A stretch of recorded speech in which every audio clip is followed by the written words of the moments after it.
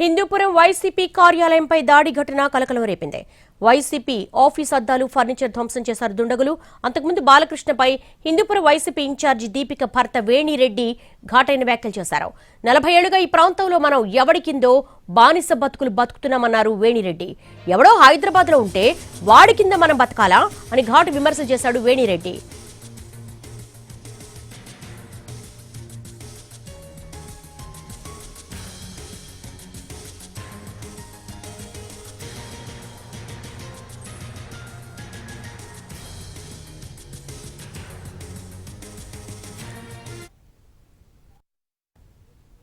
సంవత్సరాల్లో ఒక బానిసలాగా ఎవరిని కిందో బతుకుతున్నాం మనం. ఇది ఒక్కసారి ఆలోచన. హిందూపుర ప్రజలందరూ ఆలోచన చేసింది ఏంటంటే, ఒక బానిసలాగా ఎవరో హైదరాబాద్ లో కూర్చోండి వాని కింద బతుకుతున్నాం. వానికి ఓట్లు వేస్తాం, వాడు ఏడా కూర్చుంటాడు, మనం ఈ బానిస బతుకుతున్నాం. మనల్ని మనం పరిపాలించుకోవాలా, లేకపోతే ఎక్కడో ఉన్న వ్యక్తుల చేతుల కింద వాళ్ళ కాళ్ళ కింద బతకాలనేది మీరు ఆలోచించండి. ఒక్క అవకాశం అన్నా, ఒక్క అవకాశం లోకల్ గా ఉన్న వాళ్ళకి ఒక్క అవకాశం మాకు ఇవ్వండి. ఏం చేయాలో అంత చేసి చూపిస్తాం. మీకు ఎక్కడ చూసుకోవాలో అక్కడ చూసుకుంటాం. మీకు ఎల్లప్పుడూ అందుబాటులో ఉంటామని చెప్పేసి సందర్భంగా తెలియజేస్తున్నాను.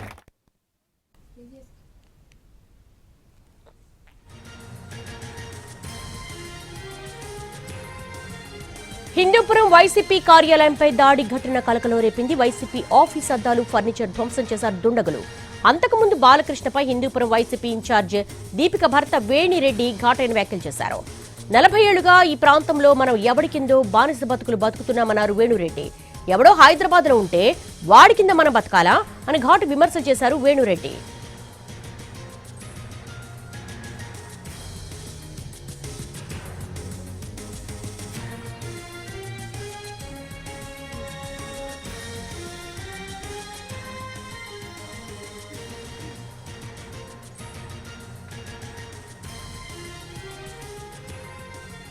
హిందూపురం వైసీపీ కార్యాలయంపై దాడి ఘటనకు సంబంధించి మోర్ డీటెయిల్స్ మా ప్రతినిధి శ్రీనివాస్ అడిగి తెలుసుకుందాం.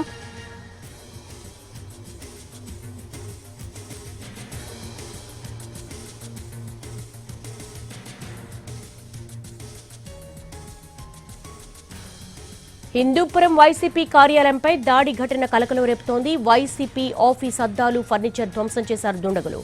అంతకుముందు బాలకృష్ణపై హిందూపురం వైసీపీ ఇన్ఛార్జి దీపిక భర్త వేణురెడ్డి ఘాటైన వ్యాఖ్యలు చేశారు. 40 ఏళ్లుగా ఈ ప్రాంతంలో మనం ఎవడి కిందో బానిస బతుకులు బతుకుతున్నామన్నారు వేణురెడ్డి. ఎవడో హైదరాబాద్ లో ఉంటే వాడి కింద మనం బతకాలా అని ఘాటు విమర్శలు చేశారు వేణురెడ్డి.